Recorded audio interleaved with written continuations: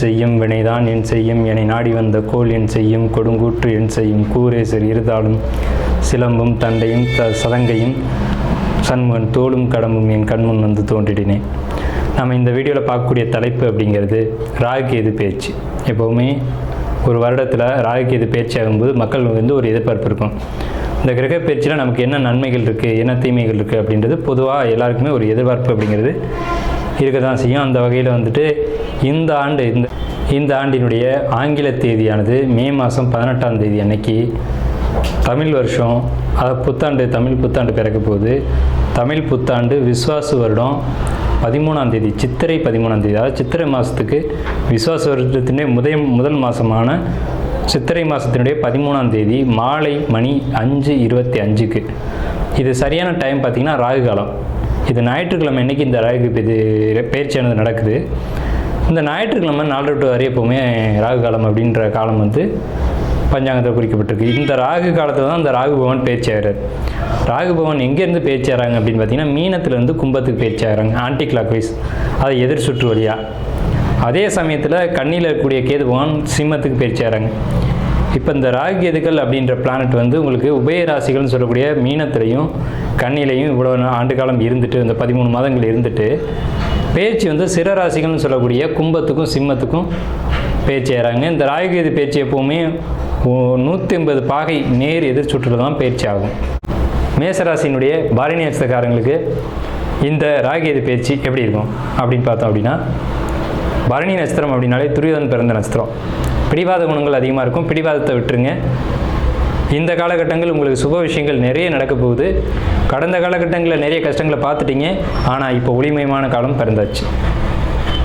இந்த ஒளிமயமான காலத்தை எப்படி பயன்படுத்திக்கணும் அப்படின்னு கேட்டிங்கன்னா, குழந்தைகள் வழியில் குழந்தைங்க சொல்கிறதை கேட்டு பொறுமையான வழிகளில் நீங்கள் போங்க. பரணி நட்சத்திரக்காரங்க கல்யாணம் ஆகாத ஆண்கள் பெண்கள் இருந்தீங்கன்னா மேரேஜ் நடக்கும். புதிய வீடு கட்டக்கூடிய வாய்ப்புகள், வாகனம் வாங்கக்கூடிய வாய்ப்புகள் அப்படிங்கிறது நிச்சயமாக உண்டு. ஸோ அந்த அடிப்படையில் சிற ராசிக்கு பயிற்சி ஆகக்கூடிய இந்த ராகுகேது பயிற்சியானது மேச ராசிக்கு என்ன விளைவுகளை ஏற்படுத்த போகுது அப்படின்றத தான் நம்ம பார்க்குறோம். இந்த பலன்கள், ராகுகேது பயிற்சியினுடைய பலன்கள் அப்படின்னு நம்ம கணிக்கும்போது வருட கிரகங்கள்னு சொல்லக்கூடிய சனி மற்றும் குரு இவங்களையும் நம்ம கணக்கில் எடுத்துக்க வேண்டியதாக இருக்குது. ராகுகேது 2 கிரகம், குரு 1 கிரகம், 3 கிரகம், சனியோட 4 கிரகம். இந்த 4 கிரகங்களும் உங்கள் வாழ்க்கையில் என்ன தாக்கத்தை ஏற்படுத்த போகுது அப்படின்னு பார்த்தீங்க அப்படின்னா, மேசராசிக்கு முழு நற்பலன்களை தான் ஏற்படுத்த போகுது. பொதுவாக வந்து இந்த ராகுகேது பயிற்சி ஒரு 6 ராசிகளுக்கு நல்ல பலன்களையும் 6 ராசிகளுக்கு தீய பலன்களையும் கொடுக்க, தீய பலன்கள்னு சொல்ல முடியாது, ஒரு சுமாரான பலன்கள் அப்படின்னு தான் சொல்லணும். ஏன்னா இப்போ ராகுகேதுக்கள் கர்மா பிளானட்னு பேர். யாருக்கும் அவங்களுடைய கர்மா என்னவோ அதுக்கு தகுந்த நன்மைகளையும் தீமைகள் செய்ய மாட்டாங்க, நன்மைகளை குறைச்சி செய்வாங்க அப்படின்ற அமைப்பில் வந்து செய்வாங்க. இப்போ இது வந்து எந்தெந்த ராசிகளுக்கு நன்மைகளை ஏற்படுத்தும் இந்த கோச்சார அமைப்பு அப்படிங்கிறத நம்ம பார்க்குறோம். இந்த முன்னேற்றம் தரும் ராசிகள் அப்படிங்கிறதுல மேஷம் இருக்குது, மிதுனம் இருக்குது, விருச்சிகம் இருக்குது, மகரம், தனுசு, இந்த 5 ராசிகள். குறைந்த நற்பலன்களை செய்யக்கூடிய அமைப்பில் ரிஷபம், கடகம், சிம்மம், கன்னி, துலாம் இந்த ராசிகள், கும்பம் இந்த ராசிகள் இருக்குது. ஸோ இவங்களுக்கெல்லாம் நெகட்டிவாக நடக்குமா அப்படின்னா அப்படி கிடையாது. பாசிட்டிவான விஷயங்கள் கோச்சார அடிப்படையில் குறைவான நற்பலன்களை ஏற்படுத்தும் அப்படின்ற மாதிரி தான் நம்ம கணிக்கணும். சரிங்க சார், இப்போ மேஷத்துக்கு வந்துடுவோம். மேஷத்துக்கு என்னெல்லாம் நல்லது செய்ய போகுது அப்படிங்கிறத நம்ம முதல்ல பார்த்துருவோம். மேச ராசிக்கு உங்களுக்கு வந்துட்டு கண்டிப்பாக நிறைய நற்பலன்கள் இருக்குது. சார் 12ல் சனி வருது, விரைய சனி சொல்கிறாங்க. ஆமாம், இல்லைன்னு யார் மறுத்தது? உண்டு தான். சனி பயிற்சி அப்போ கெடுதல் பண்ணிடுமா அப்படின்னா கெடுதலும் பண்ணாதுன்னு சொல்லலை. அது சந்திரமுகி படத்தில் சாமி பொறுமை அப்படின்னு ஒரு டைலாக் வரும். அந்த விஷயத்தை தான் நான் இப்போ உங்களுக்கு சொல்லுவேன். இப்போதைக்கு உங்களுக்கு தேவை பொறுமை. எங்கே? குடும்பத்தில் முதல்ல பொறுமை தேவை. கணவன் மனைவிக்குள்ளேயும் மனைவி கணவன்கிட்டையும் பொறுமை தேவை. நீங்கள் மேசராசியாக இருந்தால் வாழ்க்கை துணைகிட்ட விட்டு கொடுத்து போங்க. மேஷத்தினுடைய குறையே என்னன்னு கேட்டிங்கன்னா பர்ஃபெக்ஷன் தான். எதுலேயும் நான் கரெக்டாக இருப்பேன், நீங்களும் அப்படியே இருக்கணும் அப்படின்னு நினைக்கிறது தான். அப்படின்னு நினைக்கிறத கொஞ்சம் இந்த காலகட்டத்தில் சாமி பொறுமை அப்படின்னு தான் நான் சொல்லுவேன். பொறுமை சாமி பொறுமை அப்படின்னு வடிவில் ஒரு டைலாக் சொல்லுவார் ஆவேசமாக நாசர் போகும்போது. ஸோ அந்த மாதிரி இல்லாமல் கொஞ்சம் பொறுமையாக இருந்தீங்க அப்படின்னா உங்கள் வாழ்க்கை வந்து கண்டிப்பாக இந்த காலகட்டத்தில் செழிப்பாக தான் இருக்கும்.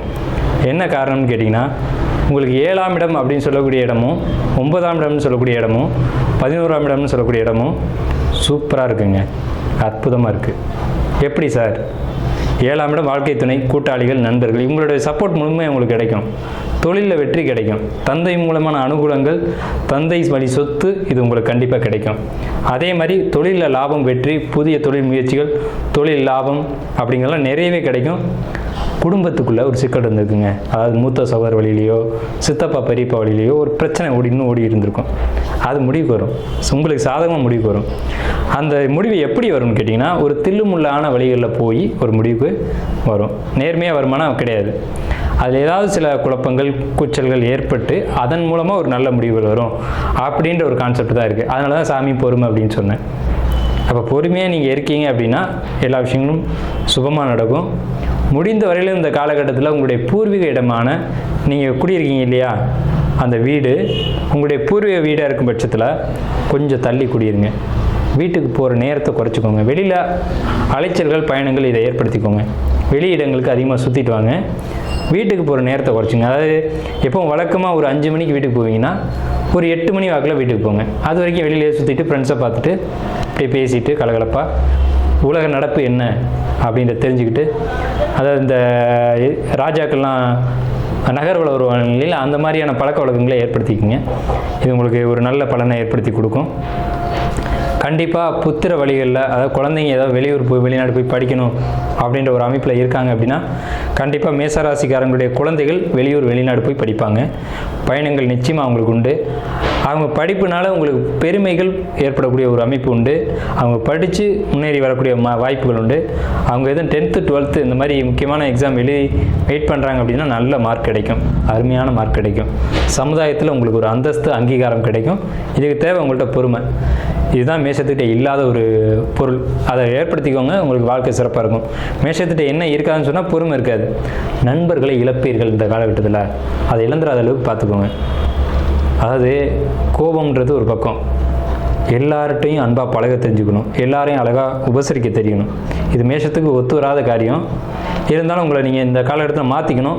மாற்றிக்க தவறினீங்க அப்படின்னா சனி பகவான் கற்றுக் கொடுத்துட்டு போயிடுவார். சனியும் ராகுவும் சேர்ந்து எங்கே எப்படி நடக்கணுன்ற சொல்லி கொடுத்துட்டு போயிடுவாங்க. இல்லை சார் நாங்களே பக்குவப்பட்டுக்கிறோம் அப்படின்னா அது உங்களுடைய விருப்பம். அப்படி பக்குவப்பட்டால் உங்களுடைய லைஃப் சூப்பராக இருக்கும். இந்த ராகுகேது பயிற்சியில் உங்களுக்கு நல்ல பலன்கள் தான் அதிகமாக இருக்குது. 5ஆம் இடத்துக்கு கேது வர்றார், 11ஆம் இடத்துக்கு ராகு பயிற்சி ஆகிறார்.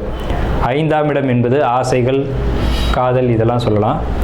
அப்போ உங்களுக்கு ஒரு லவ் பண்ணியிருக்கக்கூடிய மேசராசி அன்பர்களாக இருந்தீங்கன்னா காதல் நிறைவேறும் அப்படின்னு தான் நான் சொல்லுவேன். கண்டிப்பாக சக்ஸஸ் ஆகி இது மேரேஜில் போய் நிற்கும்.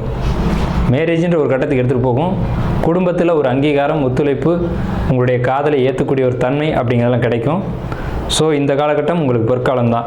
பெண்களை பொறுத்த வரைக்கும் மேசராசிக்காரங்களாக இருந்தீங்கன்னா பொறுமை உங்களுக்கு எல்லா அளவுக்கு கூட வராது, ஆனால் ஏற்படுத்தியே ஆகணும்.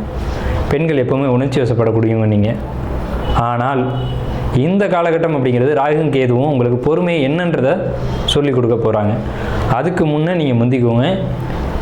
பல பிரச்சனைகள், பல வில்லங்கங்கள் தீரக்கூடிய காலகட்டமும் இதுதான். அதாவது சொத்து பிரச்சனை, டாக்குமெண்ட் பிரச்சனை, எழுத்து பிரச்சனை, பங்காளி பிரச்சனை, இது எல்லாமே நிவர்த்தியாகி சரியான இடத்துக்கு வரக்கூடிய காலகட்டமும் இந்த ராகுகேது பயிற்சி தான். ஏன்னா ராகுகேது தான் கர்மா கிரகம்னு பேர். நீங்கள் முன் ஜென்மத்தில் என்ன சுமந்துட்டு வந்திருக்கீங்கன்னு சொல்லக்கூடியவங்க ராகுகேது தான். காலபுருஷனுக்கு 5ஆம் வீடு என்று சொல்லக்கூடிய சிம்மத்திலையும், காலபுருஷனுக்கு 11ஆம் இடம்ன்ற கர்மஸ்தானத்திலையும் ராகுவும் கேதுவும் பயணிக்கிறாங்க. அந்த சிம்மத்துக்கு கேது வர காலகட்டம் அப்படிங்கிறது ஒரு ஒரு ஒரு ஒரு சுற்று 12 வருஷத்துக்கு ஒருக்க வரும்போது ஒரு மாற்றம் அப்படிங்கிறது இந்த பிரபஞ்சத்தில் நடக்கும். அது மேசராசிக்கு 5ஆம் வீடாக வருது அப்படிங்கிறதுனால உங்கள் கர்மா என்னவாக இருந்தாலும் சரி அது நிவர்த்தி ஆகக்கூடிய காலகட்டம் இதுதான். ஸோ பொற்காலம் அப்படின்னு தான் சொல்லணும். குழந்தைங்க வழியில் பொற்காலம், மாணவர்களுக்கு பொற்காலம், லவ் பண்ணுறவங்களுக்கு ஒரு அற்புதமான காலகட்டம். அதே மாதிரி கலைத்துறையில் இருக்கீங்க அப்படின்னா மிகச்சிறந்த காலகட்டம். கலைத்துறையில் இருக்கக்கூடியவங்களுக்கு வாய்ப்புகள் தேடி வரும். ஆனால் நீங்கள் நழுவ விட்டுறாதீங்க. நழுவ விடக்கூடிய காலகட்டம். கலைத்துறையில் இருக்கக்கூடியவங்க நண்பர்களை நம்ப வேண்டாம். உங்களுடைய வாழ்க்கையை நீங்கள் பாருங்கள். நண்பர்களை நம்பி ஒரு விஷயத்தை ஏற்படுத்திக்கிறீங்க. சொல்கிறாரு, சொல் பேச்சை நம்பினேன் அப்படின்ற வார்த்தை வேணாம். அவர் சொல்லி நீங்கள் நம்பினீங்கன்னா ஏமாந்துருவீங்க. அது வேண்டாம். எதாக இருந்தாலும் டாக்குமெண்ட்டு, எழுத்து, கையெழுத்து இந்த மாதிரி பேப்பர் வழியில் இருக்கணும். பணம் கொடுக்கல் வாங்கல கவனமாக இருக்கணும். ஜாமீன் கையெழுத்து போடக்கூடாது. யாரையும் நம்பி எந்த இடத்துலையும் பணம் கொடுக்கக்கூடாது. அதே மாதிரி பணம் வாங்குறதையும் கவனமாக வாங்கணும். பணம் கிடைக்கிது சார், கடன் கிடைக்கிது, வாங்கிட்டேன். வாங்கும்போது நல்லா தாங்க இருக்கும். வாங்கினதுக்கு பின்னாடி சுமைகள் அதை நம்ம தானே சுமக்கணும். அதை கொஞ்சம் யோசித்து கடன் வாங்குங்க. மேச ராசிக்காரங்களாக இருந்தாலும் இல்லது அவங்க குடும்பத்தில் இருக்கவங்களுக்கோ ஒரு சுப நிகழ்ச்சிகள் கண்டிப்பாக முடிவாகும். உங்கள் மேச ராசிக்காருக்கும் அல்லது மேஷ ராசியில் இருக்கிற குடும்பத்தில் இருக்க ஒரு உறுப்பினருக்காக கூட இருக்கலாம். நிச்சயமாக எழுதி வச்சுக்கோங்க. இந்த ஆண்டு இந்த ராகுகேது பேச்சில் நீங்கள் பாருங்கள். ஒரு நல்ல காரியம் அப்படிங்கிறது காதல் திருமணமாக இருக்கலாம், அல்லது சுப நிகழ்ச்சிகளாக இருக்கலாம், அல்லது குழந்தை கிடைக்கிறதா இருக்கலாம், அல்லது ஒரு அரசு வேலையாக இருக்கலாம். இப்படி நான் சொன்ன ஏதேனும் ஒரு நல்ல காரியம் உங்களுக்கு நடந்திருக்கும். எழுதி வச்சுக்கோங்க. இந்த காலகட்டத்தில் கண்டிப்பாக ராகுகேது உங்களுக்கு நன்மை மட்டுமே செய்யும் அப்படிங்கிறதுல எந்த ஒரு மாற்று கருத்துக்கும் இடமில்லை.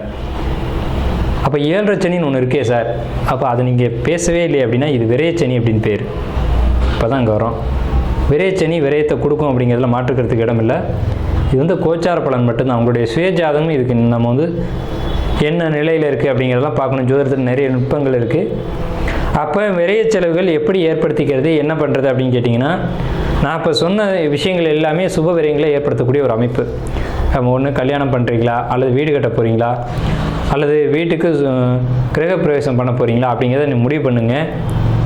ஒரு 20-25 வயசு உள்ள பையனாக இருந்தாலோ பொண்ணாக இருந்தாலோ உங்களுடைய ஜாதகத்தை மேட்ரிமோனியில் அப்ளை பண்ணுங்கள். பசங்களுக்கு நான் கண்டிப்பாக சொல்கிறேன், இந்த தாடி வளர்க்குறது, இது பூரா விடுறது இதெல்லாம் இல்லாமல் நீட்டாக ஒரு அழகான ஹேர் ஸ்டைல் எடுத்து சேவ் பண்ணிவிட்டு ஒரு ஃபோட்டோ எடுத்து ஒரு மேட்ரிமோனியில் கொடுத்து பதிவு பண்ணி வைங்க. இந்த காலகட்டத்தில் உங்களை தேடி வரன் வரும். அந்த திருமணத்தை முடிங்க. ஆவணி மாதத்துக்குள்ளே உங்களுக்கு கல்யாணத்தை முடிச்சுக்கணும். ஒரு ஆவணி மாதம் இருக்கு இல்லையா, ஆவணி மாதம் கல்யாணம் முடிக்கிற மாதிரி ஏற்பாடு பண்ணணும் மேசராசிக்காரங்க. அப்படி சுப விரயத்தை நீங்கள் ஏற்படுத்திக்கிட்டீங்க அப்படின்னா இந்த விரயச்சனின்ற பேச்சுக்கே இடமில்லை. விவசாயிகள் பொதுமக்கள் பொறுத்த வரைக்கும் பால் மாடு அப்படிங்கிறதுல கவனமாக இருக்கணும். பால் மாடுகளுக்கு குறைகள் வரும். அதே சமயத்தில் மாடுகள் வளர்க்குறவங்க பெரும்பாலும் நாட்டு மாடு வளர்க்குறது அப்படிங்கிற சிறப்பு. இன்றைக்கி பல நோய்களுக்கு நாட்டு மாட்டு பால் தான் மருந்து அப்படின்னு சொல்கிறாங்க. ஸோ நாட்டு மாடு வளர்க்க முயற்சி பண்ணுறது போன்ற விஷயங்களை ஏற்படுத்திக்கோங்க. அதே மாதிரி விவசாயிகளை பொறுத்த வரைக்கும் விவசாயத்தில் கொஞ்சம் தொய்வு வரத்தான் செய்யும். மேசராசிக்காரங்களுக்கு விளைச்சல் இல்லை, சரியான மகசூல் இல்லை, தண்ணி இல்லை அப்படின்ற பிரச்சனை வரும். மேசராசிக்காரங்க இந்த காலகட்டத்தில் போர் போடணும் அப்படின்னு நினச்சிங்கன்னா அதை கொஞ்சம் ஒதுக்கி வைங்க. கொஞ்சம் காலம் தள்ளி பண்ணிக்கலாம். அதுவும் சுப விரயம் தான். ஆனால் அது உங்களுக்கு ஒரு நஷ்டத்தை ஏற்படுறதுக்கான ஒரு காலகட்டமாக கூட இருந்துடலாம். ஸோ அது உங்கள் சுயஜாதம் தான் முடிவு செய்யும். உங்கள் சுயஜாதத்தை உங்களுக்கு தெரிஞ்ச ஜோசியர்கிட்டையோ அல்லது நம்மளை மாதிரி ஜோசியர்கிட்டையோ கொடுத்து ஒரு முறை பார்த்துட்டு உங்கள் வாழ்க்கைக்கான ஒரு முடிவு எடுங்க. சுப விரயத்தை கையில் எடுங்க. கண்டிப்பாக சுப விரயங்கள் உங்கள் வாழ்க்கையை சிறப்பாக மாற்றும். விரயச்சனி அப்படிங்கிற ஒரு விஷயம், அந்த கான்செப்ட் அடிபட்டு போயிடும். சுப விரயங்களுக்கான வழிகளை செய்யுங்க அப்படின்னு சொல்லி வாழ்த்துக்களை தெரிவித்து நிறைவு செய்வோம்.